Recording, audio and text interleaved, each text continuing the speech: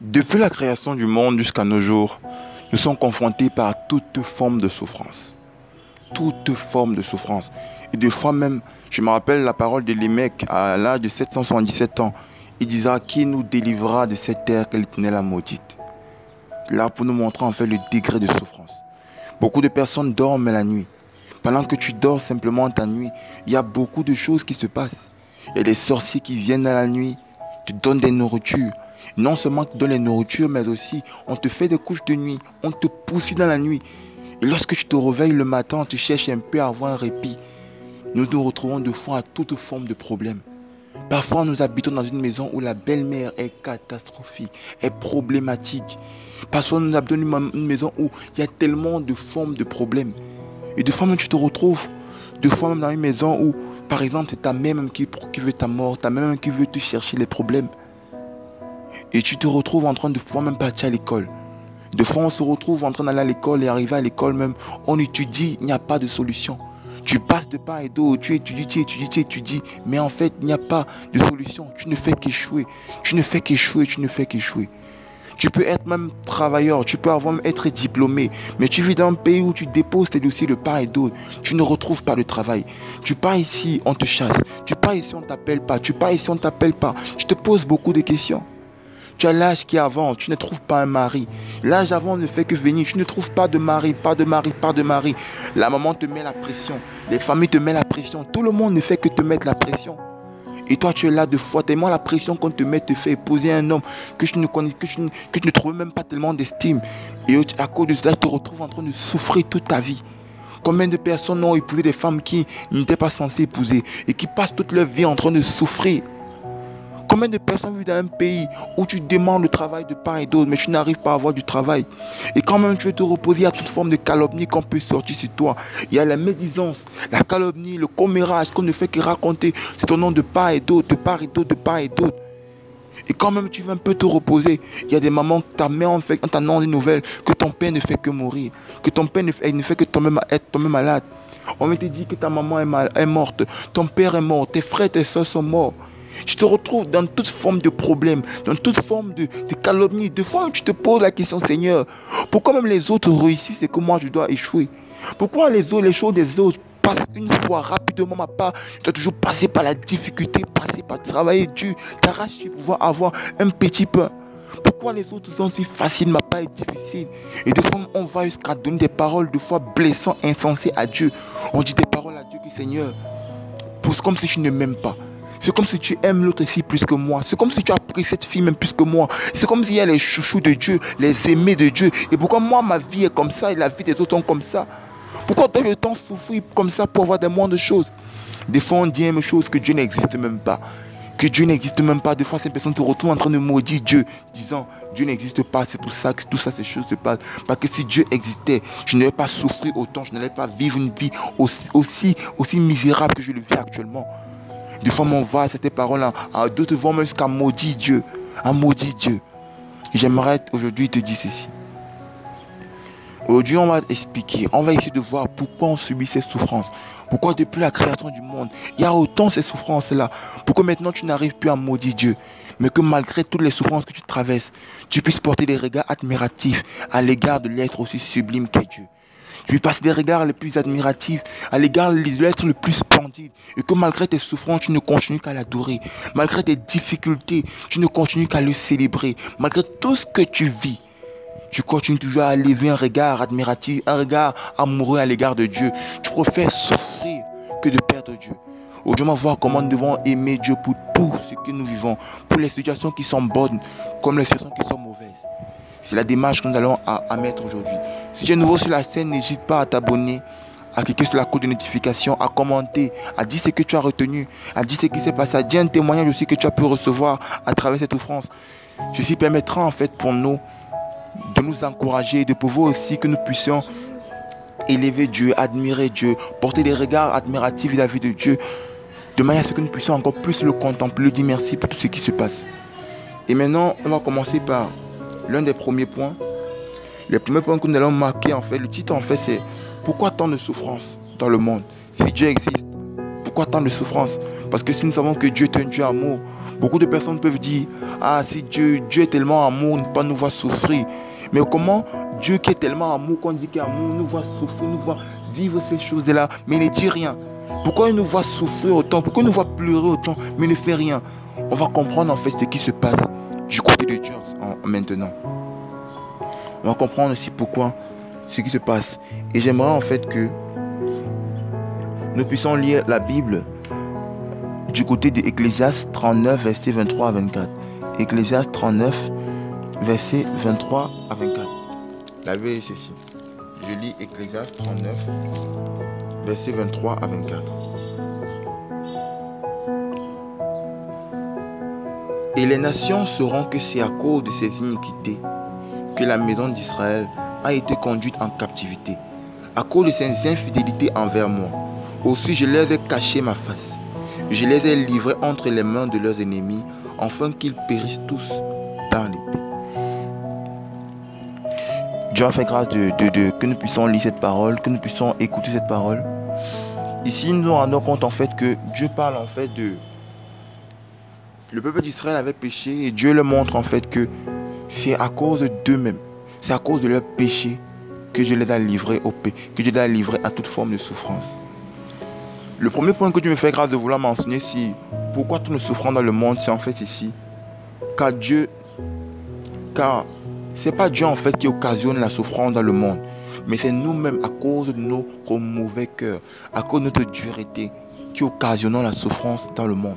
Ce n'est pas en fait Dieu la cause de la souffrance dans le monde, mais c'est nous-mêmes, à cause de nos péchés, c'est nous-mêmes à cause de nos faiblesses qui occasionnons la souffrance dans ce monde.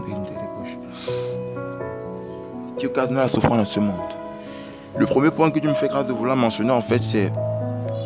On a lu la Bible dans Ézéchiel 39, versets 23 à 24. J'aimerais prendre en fait des exemples pour expliquer en fait que c'est nous-mêmes qui occasionnons la souffrance dans ce monde. Tu es une jeune fille, âgée de 16 ans, 17 ans, 18 ans, à moins temps. Ta famille te conseille, tes frères, tes soeurs te conseillent. Tout le monde passe le temps à te conseiller, mais toi tu ne comprends pas. Mais toi tu ne comprends pas. Tu ne comprends pas, tu t'en fiches de ce qu'on te dit. Tu t'en fiches. Mais qu'est-ce qui se passe? Tu te retrouves à tomber dans des boîtes de nuit. Tu te retrouves à tomber avec des messieurs, avec des hommes. Tu te retrouves en train de passer dans les hôtels, les boîtes de nuit. Tu joues ta vie, tu es ici, c'est là. Tu commences à 16 ans. Tu te maries à 25 ans. Après, l'homme qui te pose un jour la question, tu as connu combien d'hommes avant moi? Tu cites, on se retrouve dans la vingtaine. Il se rend compte qu'il épouse une femme qui a connu tellement une sale vie. Et la manière qu'il te traite, tu commences à pleurer tous les jours de ta vie parce qu'il n'y a plus de considération pour toi. Il ne t'estime pas. Pour lui, tu as perdu comme ta dignité en tant que femme. Et tu ne fais que souffrir chaque jour. Tu ne fais que souffrir, souffrir et souffrir. Après, tu poses la question, Seigneur, pourquoi tant de souffrance? J'aimerais te dire, ce n'est pas pourquoi tant de souffrance. C'est toi-même qui es la cause de ta souffrance. C'est toi-même qui as causé la souffrance que tu as causée. C'est toi qui as occasionné toi-même ta propre souffrance en vivant toute cette vie-là. Deux fois, tu es un jeune homme. Tu es à l'université comme ça. Ou au lycée, ou au collège même. Et pendant que tu es à l'université, au collège ou au lycée, tu te retrouves. Il y a examen, tu n'étudies pas. Tu peux jouer au pari-foot. Tu peux jouer à toutes ces formes de jeux. Tu joues au pari-foot, tu joues à tous ces genres de jeux. Tu joues à tout ce qui fait, tu te distrais, football et tout. Et tu n'étudies pas. Tu n'apprends pas. Le jour de l'examen, tu as ton méthode secret. Tu penses que tu es intelligent, tu penses que tu es fort. Tu te retrouves en train de tricher. Et malheureusement pour toi, tu passes. Je dis mais malheureusement pour toi, tu passes cet examen. Et tu arrives maintenant, tu es licencié, mais tu n'as rien dans le cerveau. Tu pars déposer des dossiers, on te prend dans une entreprise. Après, on se rend compte que tu es diplômé, mais tu n'es pas qualifié.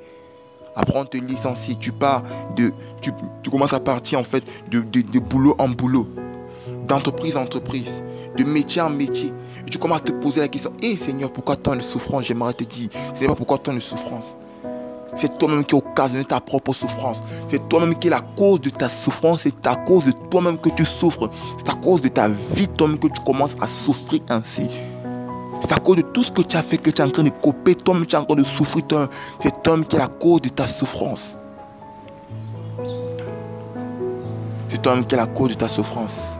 J'aimerais nous dire en fait qu'il y a beaucoup aussi de personnes qui ne souffrent pas en fait. Qui ne souffrent pas en fait. Pas à cause seulement d'eux-mêmes, mais à cause d'autres personnes. Il y a les mamans responsables, les papas mamans irresponsables, pas irresponsables. Maman est censée positionner l'enfant dans la vie, censée le positionner, censée sacrifier pour lui.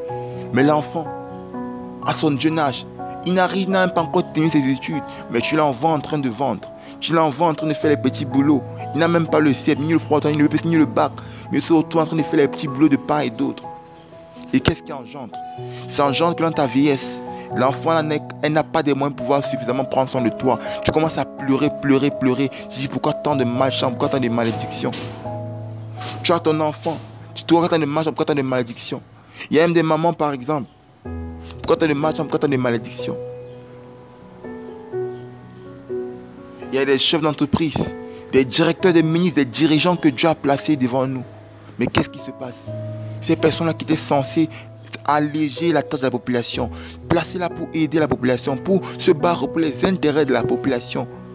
Mais qu'est-ce qui se passe lorsque les Nations Unies, les ONG, les gouvernements débloquent les fonds pour aider la population et que ça arrive entre leurs mains? Au lieu de pouvoir aider cette population en construisant les hôpitaux, des entreprises, pour que les personnes puissent travailler. Mais qu'est-ce qu'eux ils font? Ils se retrouvent en train de prendre cet argent-là, se retrouvent en train de prendre toutes ces choses-là pour s'enrichir eux-mêmes, pour enrichir eux-mêmes les propres poches, au détriment de la société, au détriment de la population. La population ne fait que souffrir et souffrir et souffrir chaque jour. Souffrir et souffrir et souffrir chaque jour. Se retrouve en train de souffrir chaque jour. À cause uniquement en fait de ces personnes-là. Des familles qui étaient censées avoir des soins d'hôpitaux se retrouvent en train de mourir dans la maison. Des gens qui étaient censés manger à leur faim se retrouvent en train de maigrir. Des enfants commencent à ne pas aller à l'école à cause de toi, en train de souffrir à cause de toi. Des familles se retrouvent en train de croupir uniquement à cause de toi, à cause de la dureté. J'aimerais nous dire, si tout cela se passe, la souffrance, Dieu n'a pas la cause de ces souffrances-là. C'est nous-mêmes qui est la cause, à cause de notre mauvais cœur, à cause non seulement de notre mauvais cœur, mais aussi à cause d'eux. Certaines personnes qui sont un mauvais cœur à notre égard. Donc mes frères, ne disons jamais devant Dieu, Seigneur, c'est à cause de toi qu'on souffre. Ne me disons jamais Dieu à cause de notre souffrance.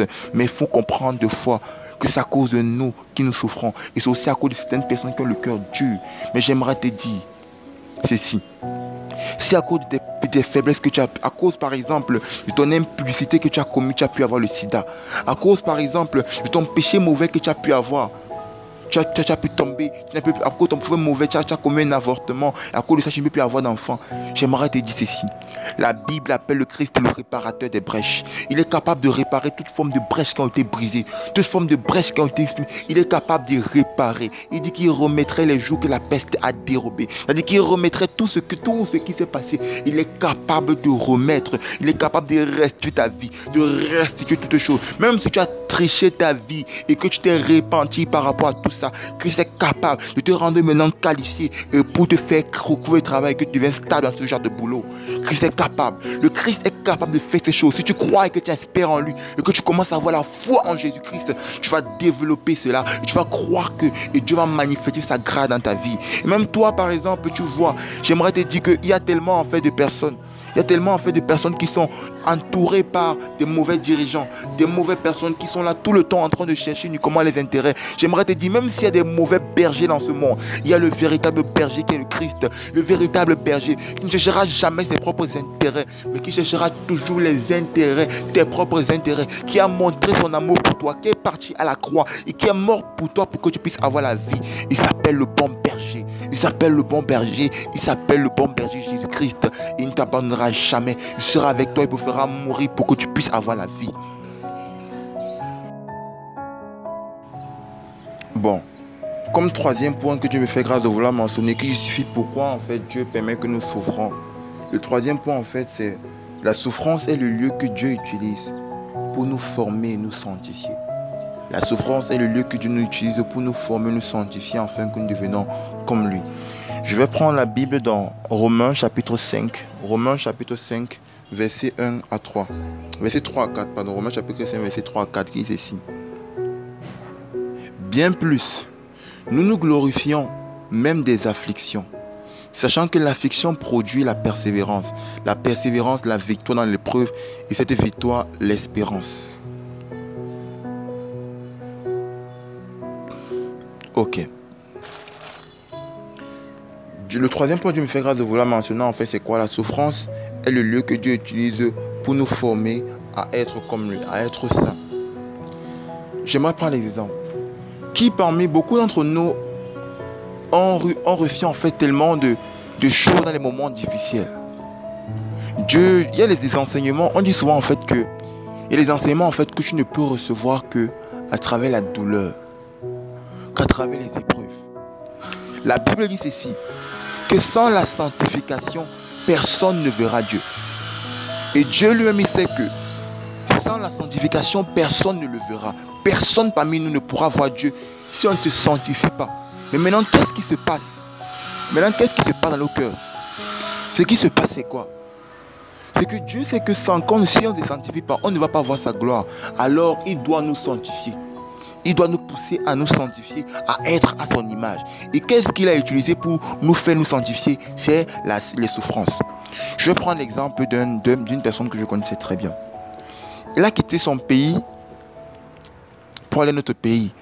Dans son pays, là où il était, il avait sa maman qui donnait presque tout. Quand il voulait manger, maman donnait. Quand il voulait sortir, maman se donnait. Quand il voulait aller à gauche, maman, et quand il voulait faire, maman, papa était toujours là. Il avait un toit, la maison, la nourriture, tout à l'école était bien. Et aussi, il était intelligent. Ça veut dire en fait que il savait qu'on l'avait enseigné à l'école que pour réussir, il fallait être intelligent. Il avait l'intelligence. Qu'il fallait aussi avoir des papas qui ont un peu les moyens. Maman, papa avait les moyens et tout et tout. Donc il savait en fait que pour lui, tout était assuré. Donc pour lui, en fait, tout était assuré. Mais quand il a quitté son pays pour un autre pays, là-bas, il a été à la rue. Il a appelé maman. Maman pleurait, mais maman n'avait pas la capacité de l'aider. Il a appelé papa. Papa pleurait, mais il n'avait pas la capacité de pouvoir l'aider. Se retrouver à la rue, sans personne ni rien. Et là maintenant, il a vécu avec des gens aussi qui n'avaient rien. Et il a compris en fait que la vie, ce n'est pas comme il croyait. Qu'avoir un repas pour manger, c'était une grâce et un don. Manger à sa faim, c'était un luxe que Dieu offrait à toute personne. Avoir un repas que tu as posé devant toi, c'est une grâce. Avoir un toit pour dormir, encore pas seulement qu'une maison luxueuse, non. Avoir un toit pour dormir, c'était une grâce. Il a commencé à rendre grâce pour les choses. Des fois même pour manger, c'était des gens qui donnaient de l'argent. Et pour recevoir cet argent, il avait mal au début. Mais après, il a commencé à comprendre, à accepter ce qu'il est, c'est-à-dire rien. Et quand Dieu a changé la situation, il a pu avoir un toit, une maison où se coucher et tout et tout. Il a compris en fait que là c'était la grâce de Dieu qui était chaque fois sur lui. Et chaque jour il a commencé à dire merci à Dieu pour cela. La manière qu'il priait à Dieu était différente de la manière avant. Il a commencé à aimer Dieu. Il était un grand serviteur de Dieu qui a commencé à aimer Dieu pour les petites choses. Et l'humilité était son caractère premier. Vous voyez en fait comment l'épreuve qui était censée là, que nous, il pouvait régner Dieu que Seigneur, tu m'as fait quitter mon pays, ma mère, mes frères, mes soeurs pour arriver là-bas. Souffrir comme ça, maudit Dieu. Mais il a compris comment Dieu l'a élevé. À cause de sa vie, il a prêché les autres. Dieu a commencé à utiliser pour dire aux autres comment ils ont tellement de choses, mais ils n'arrivent pas à percevoir. Dieu l'a utilisé pour ouvrir les yeux de beaucoup de personnes, afin qu'ils comprennent qu'ils ont tellement de choses, mais ils ne donnent pas de valeur à ces choses-là. Dieu les aime tellement, mais ils n'arrivent pas à apprécier Dieu à sa titre valeur. Vraiment, en ce titre qu'il mérite, quoi. Et c'est comme ça que beaucoup de personnes ont commencé à être des adorateurs de Jésus à travers sa vie. Mais tout s'est passé à travers quoi? À travers l'épreuve. Il a eu quel fruit de l'esprit? L'humilité. Rappelons-nous de l'histoire de Joseph. Tes propres frères te règnent, tes propres frères te tuent. Il pouvait bien régner Dieu, disant que Seigneur, c'est quelle malédiction. Et lorsqu'il a un peu de répit, la femme de Potiphar veut coucher avec lui. Il est obligé de partir encore en prison. Il pouvait bien régner, pleurer, critiquer Dieu. Mais malgré tout ça, il dit Seigneur. Il commence à prier Dieu, Seigneur, Seigneur, Seigneur, Seigneur, Seigneur, Seigneur, Seigneur. Et Dieu est avec lui. Dieu le fortifie, Dieu le fortifie, Dieu le lève en tant que roi, en tant que ministre derrière Pharaon.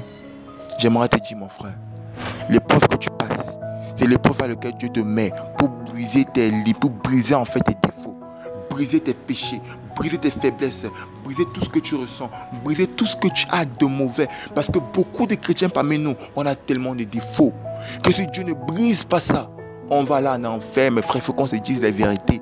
Il y a beaucoup de personnes parmi nous qui sont tellement orgueilleux. Et que si Dieu te maintient toujours le même statut que tu es, tu seras toujours orgueilleux. Alors il est obligé de briser ton orgueil. C'est comme l'histoire de Moïse. Moïse était allé en Égypte. Il voulait délivrer Israël par ses propres forces. Un homme qui sentait se suffisait. Il croyait que par ses forces, comme il était jeune avec sa force, il pouvait agir et sauver le peuple. Dieu l'a humilié. Dieu l'a fait. Il a été le berger du troupeau de son beau-frère, de son beau-père. Lui, le roi, est devenu serviteur. Il est quitté de roi à serviteur. Tu as brisé son orgueil. Il a commencé à devenir le serviteur du père de son épouse. Dieu a commencé à l'habituer à être le serviteur du père de son épouse pour qu'il puisse maintenant être le serviteur de Dieu. Dieu l'a habitué à être un serviteur d'abord d'un homme avant qu'il commence à être le serviteur de Dieu. C'est comme ça en fait que Dieu l'a préparé par rapport à cela. Et j'aimerais te dire, mon frère, la situation que tu traverses, l'épreuve que tu traverses, le travail que tu n'as pas, les produits, les choses que tu as, toutes ces choses-là sont des épreuves que Dieu utilise pour te sanctifier. Ne renie pas cela, dis merci à Dieu, parce que les souffrances que tu traverses actuellement ne sont rien par rapport à la gloire à venir que Dieu a prévue pour toi. Sois avec Christ, dis merci à Dieu, aime-le, vénère-le et glorifie Dieu pour tout ce qu'il fait. Et tu le rendras grâce. Rends-le grâce chaque jour pour tout ce qui se passe. Rends-lui grâce, rends simplement grâce. Il sera toujours là pour toi. Le deuxième point que Dieu me fait grâce de vouloir mentionner, c'est quoi? Pourquoi tant de souffrance? Pourquoi Dieu permet-il que nous souffrons aussi autant? J'aimerais parler en fait pour expliquer ceci. Si Dieu ne permettait pas la souffrance, comme deuxième point, si Dieu ne permettait pas la souffrance, c'est qu'on n'allait pas aimer le paradis. Si Dieu ne permettait pas la souffrance, c'est qu'on n'allait pas aimer le paradis. Comme verset biblique pour appuyer ce que Dieu me fait grâce de dire, je prends Romains 8, verset 18. Il dit ceci. J'estime que les souffrances du temps présent ne sauraient être comparées à la gloire à venir qui sera révélée pour nous. J'estime que la souffrance du temps présent ne saurait être comparée à la gloire à venir qui sera révélée pour nous. Ok. Ici, par exemple, on se rend compte en fait que Dieu nous montre, dans ce verset, Dieu nous montre en fait comment la pensée profonde en fait de Dieu dans ce verset, c'est nous montrer en fait que les souffrances à venir, les souffrances que nous souffrons vont nous permettre en fait de pouvoir vraiment apprécier, de vraiment aimer le paradis. Je m'explique. Quand nous regardons par exemple en Europe, les Blancs avec les Européens dans leur pays, si Dieu te fait grâce de quitter ton pays pour aller en Europe, ce qui se passe c'est quoi? Les Européens ont construit leur pays de manière à vouloir faire comme un paradis. De vouloir construire leur pays en fait comme un paradis. Qu'est-ce qui se passe quand tu veux faire un paradis? C'est que partout est chic. Il y a des buildings. Il y a par exemple des gratte-ciel. Même souvent certaines toilettes sont toilettes chauffant, les pots sont chauffants. Tu touches là, ça chauffe. Pour dire que tu n'as même pas à avoir mal, même lorsque tu pars aux toilettes. Pour dire que ça doit être le paradis. Les stades sont vraiment de haut standing. Tout est vraiment d'un grand niveau. Ils font tout le possible pour rendre en fait le pays comme un paradis. Le problème c'est quoi? C'est que si on rend un pays comme le paradis, si le pays est bon, bien comme un paradis, ça poussera à cesser certaines personnes. Certaines personnes ont fait tout le possible dans ceci. Si c'est que comme ce monde ici est tellement beau, je me sens tellement si à l'aise, tellement si bien, tellement si meilleur, tellement si. Pourquoi dois-je encore me sanctifier? Pourquoi dois-je encore me battre à quitter mon péché? Pourquoi dois-je me battre à jeûner, à prier, à lire la Bible? Puisque tout ce que je vais avoir quand je vais aller au paradis, c'est encore ces mêmes choses ici. Pourquoi me sacrifier pour avoir des choses que j'ai déjà? Que je ne me sacrifie même pas. C'est comme ça qu'ils vont commencer à aimer. C'est comme ça qu'ils vont commencer à aimer le monde présent, à se plaire dans ce monde ici, au lieu de ne pas se plaire dans ce monde ici. Commencer à aimer le monde qu'ils sont actuellement, à aimer toute leur vie, à se plaire dans cela. Et ça ne va pas engendrer les gens qui vont commencer à se battre pour chercher à hériter le royaume des cieux. Mais quand Dieu voit ces choses, Dieu avait déjà prévu toutes ces choses, mes frères et sœurs. Notre Dieu, sa sagesse, ça va au-delà de ce qu'on peut s'imaginer. Ça va au-delà même de notre espérance, même de notre manière de voir les choses. Sa sagesse va au-delà de toutes choses. Et qu'est-ce qui se passe avec ce Dieu? Le Dieu qu'on appelle Jésus-Christ fait ceci. Il a mis des choses dans ce monde ici. Que peu importe notre degré peu importe notre degré qu'on peut se manifester, peu importe notre manière qu'on peut vouloir embellir ce monde ici, on va toujours finir par ne pas aimer ce monde. Regardez ce qu'il a institué, la mort. La mort. Il y a beaucoup d'hommes riches qui sont remplis d'argent, comme on dit, bourrés de fric, remplis tellement d'argent. Mais malgré leur argent, chaque jour qui passe, il y a un grain de chevelu blanc qui peut pousser sur leur face. Et chaque jour qui passe, ils fêtent leur anniversaire, c'est encore un pas vers la mort. Ils se rendent compte au fur et à mesure que le temps passe qu'ils vont finir par quitter ce monde ici. Et comme ils vont finir par quitter ce monde ici, ils savent ceci. D'après ce qu'ils ont appris, il y a deux lieux, soit le paradis, soit l'enfer, soit la mort ou la vie. Alors il va lui falloir chercher à espérer après sa mort aller au paradis.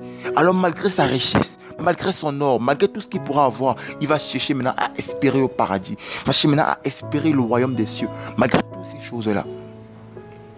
Tu as remarqué par exemple, je me rappelle, il y avait un homme qui était tellement riche, millionnaire, mais il avait un cancer. Quand tu restes là, tu entends souvent que l'homme le riche du monde est mort de cancer. Malgré son argent n'a pas pu le soigner. Son argent a fait n'importe comment, ça n'a pas pu le soigner. Ça n'a pas pu retirer sa maladie. On a fait toute forme d'opération, toute forme de tout ce qu'il pouvait faire. Mais il est toujours mort. Pour nous montrer en fait ici qu'on va se comparer toujours devant Dieu. Il est toujours mort. On a montré les niveaux de limitation de l'argent.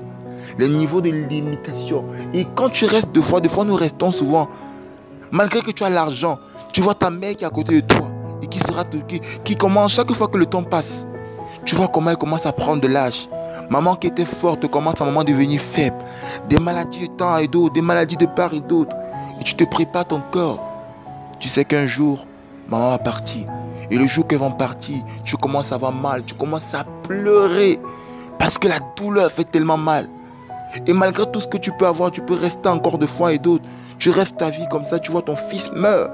La douleur est atroce. Tu vois, tu peux rester.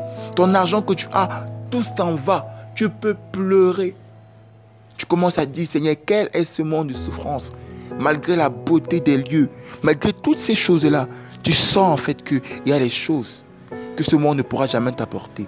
Tu sens en fait une limitation dans ce monde et tu as envie d'aller à un paradis.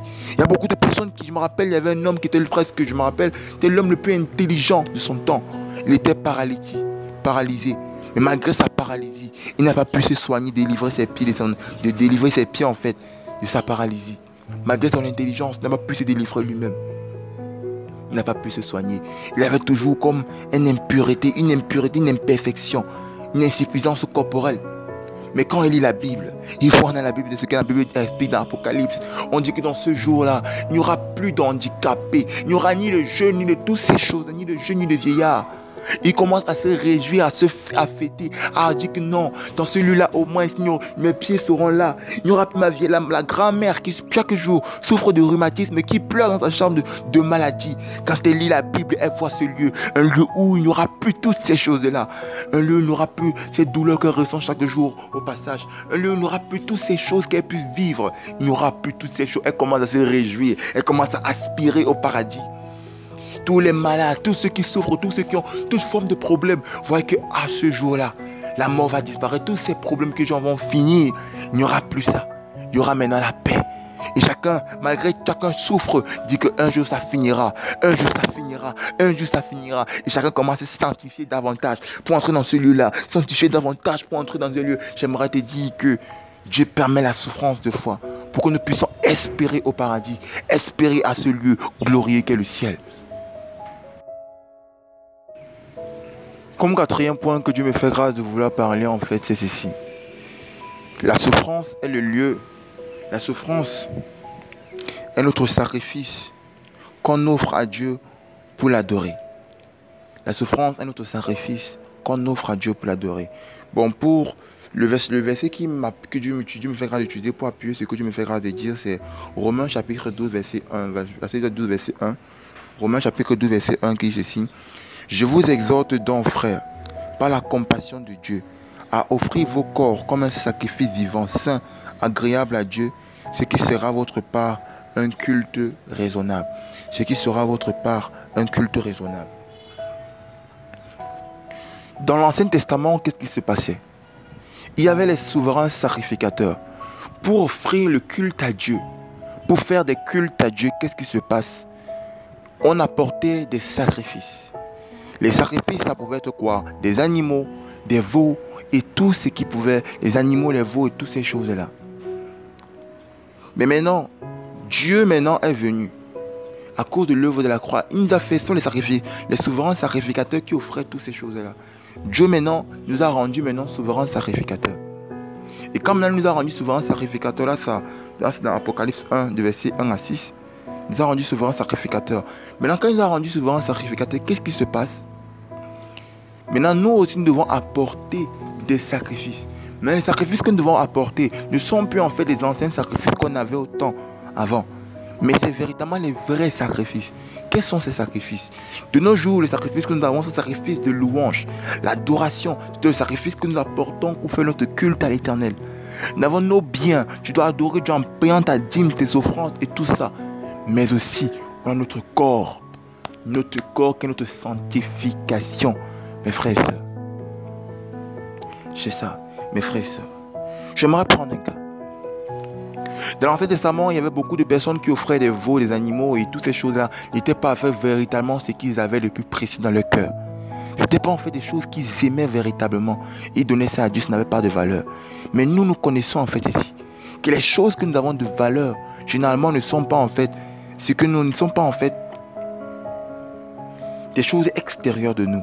Mais les choses qui ont plus de valeur sont les choses qui sont intérieures de nous.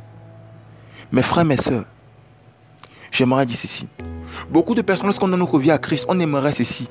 Que directement on a plus envie, par exemple, de voler. Directement on a plus envie de mentir. Directement on a plus envie de tricher. Directement on a plus envie de commettre de toute forme de fornication. Directement on a plus envie de faire toutes ces choses-là. Dieu est capable de faire à un claquement de doigts, toutes ces choses-là disparaissent. Il est capable. Il est capable. Mais pourquoi il permet de fois que tu as toujours ces envies de vouloir te distraire, que tu as toujours ces envies de faire toutes ces choses? Pourquoi il permet? Parce qu'il aimerait voir ton sacrifice d'adoration. Parce qu'il aimerait en fait que tu apportes ton sacrifice sur la table de l'autel. Un sacrifice, c'est quoi? C'est une chose que tu aimes. Je me rappelle, j'aimais le football, mes frères. Au moment de prier, il y avait le temps de jouer au ballon, je préférais continuer à jouer mon ballon que de prier. Parce que je me faisais grâce d'avoir les programmes de prière. L'heure de prière arrivait, tu te retrouvais en train de jouer un match. Tu dis que non, je veux continuer le match, je ne prie pas. Tu te retrouvais en train d'aimer le football plus que Dieu. Des fois, qu'est-ce qui se passe? Nous sommes on aime les séries télé plus que Dieu. Qu'est-ce qui se passe?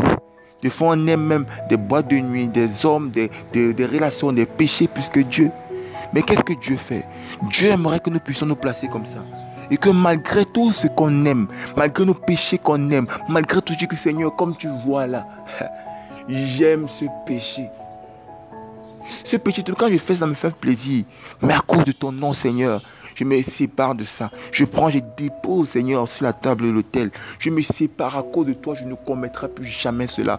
Et chaque jour, tu auras des difficultés. Mais quand ces difficultés viennent à pouvoir respecter ce que tu as dit à Dieu, que Seigneur, je ne lâcherai pas parce que tu es Dieu. Et quand tu donnes ce que tu as, on appelle ça donner son huile.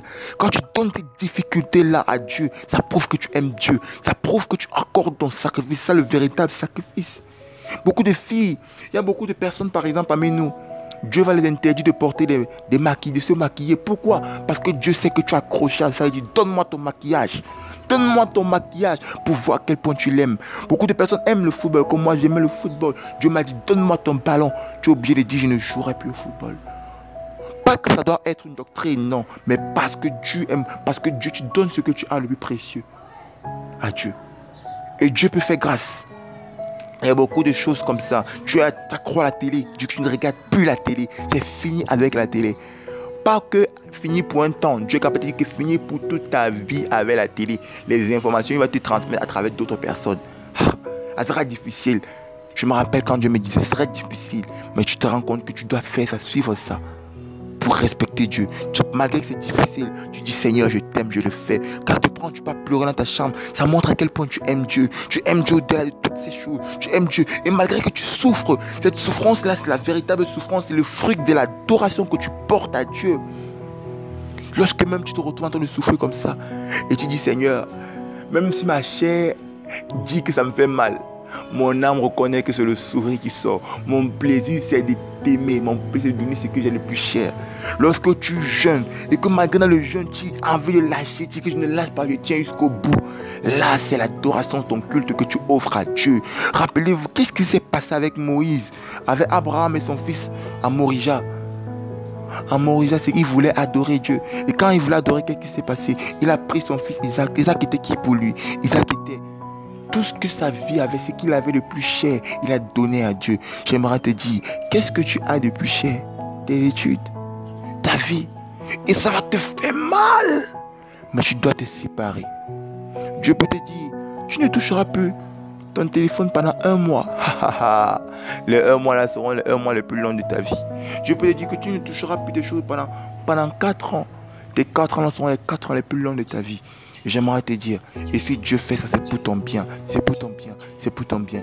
Que la gloire et la puissance de Dieu. Je prie Dieu maintenant que tu puisses maintenant comprendre que la souffrance que tu traverses n'est pas en fait une souffrance mauvaise, mais une bonne souffrance. Mais que tu adores Dieu, peu importe la souffrance, peu importe ce que tu vis, peu importe ce que tu traverses. Que la grâce et la puissance de Dieu t'accompagnent dans le nom puissant de Jésus-Christ.